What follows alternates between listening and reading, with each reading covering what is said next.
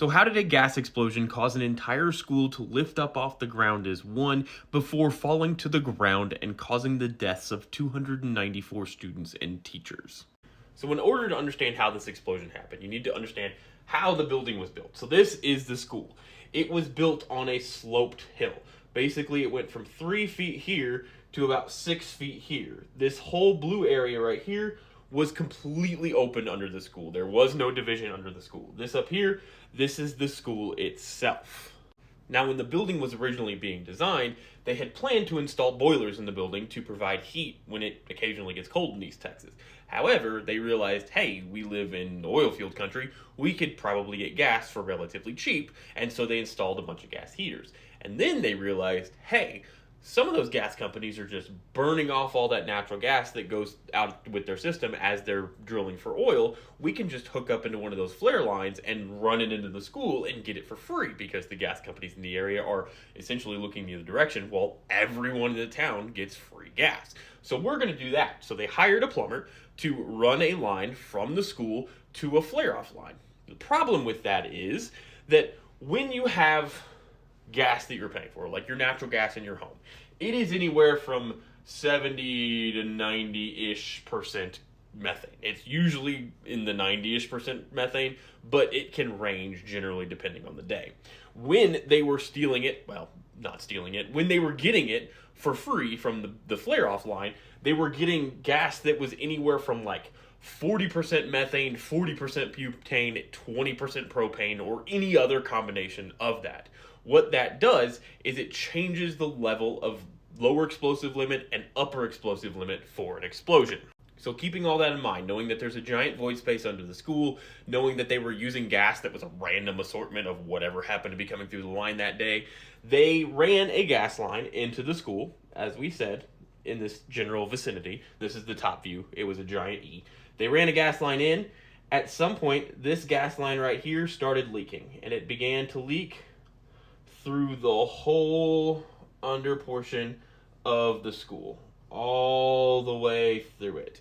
Now, this is a big area because the actual slab that the school was sitting on, this was one giant pour of concrete. That is a fact. That is a wild fact, but it is a fact. It is one giant pour of concrete.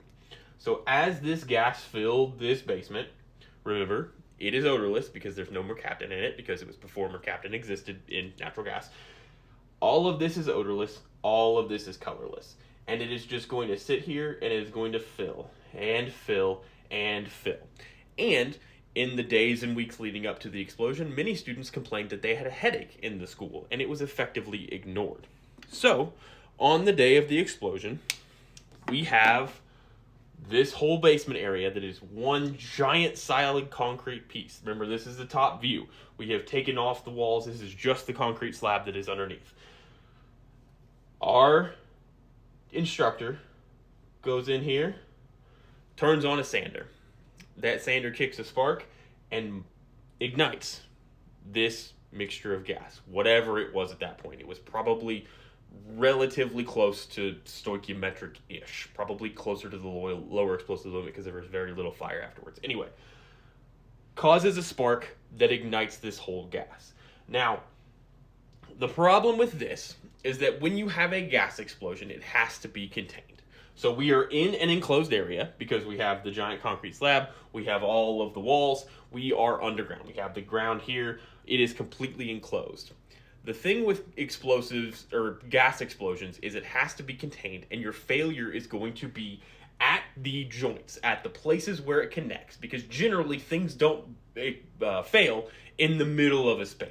So, because this is one giant piece of concrete, it is going to fail at the edges, all the way around, right in here.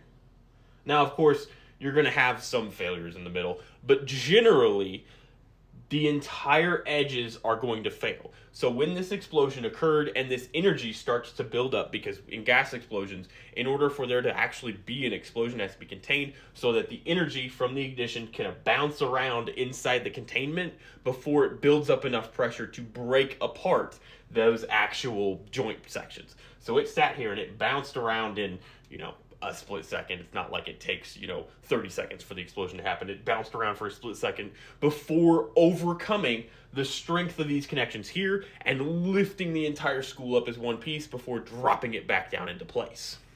So basically, that's why there are witness reports from outside the building that said it looked like the school lifted up as one and then fell down, and why there are reports of students who survived the explosion who said it felt like they literally lifted up with the school and then fell to the ground, because they more or less did.